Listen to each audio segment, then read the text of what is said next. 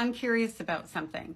What was worse for you? When your narcissist parent, I'm just going to put it in mom form because it was my mom, showed up to your school or an event or whatever, or when she didn't show up? Which was worse? I used to go to summer camp every year and spend 8 weeks at Sleepaway, and I loved it because it meant, obviously, that I didn't have to be in my mother's house and that I had Groundhog Day. Like every day was the same, but for the activities, which I really enjoyed. There was no minefield. It was all very stable, and those were some of the best times in my childhood until visiting day.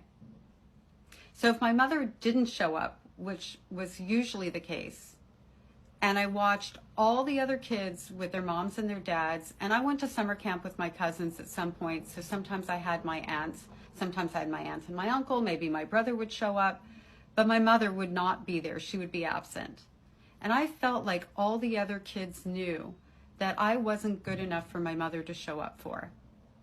That's how I internalized that. Like they were going to see me for who I really was, someone with zero value. If she did show up, well, that was a different kind of hell.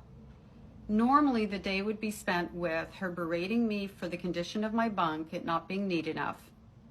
She would tell me how she forgot to bring like the candy that she bought and all this stuff. So she would, like when she would leave, I would have nothing because my aunt wouldn't have brought for me, thinking that my mother was going to do it. So all the other kids are having their goodies. But the worst part about it was how she compared me to the other little girls. If there was a little girl who was smaller than I was, slimmer than I was, she would make a point to say to me, Marnie, look at her body. Don't you want to look like that?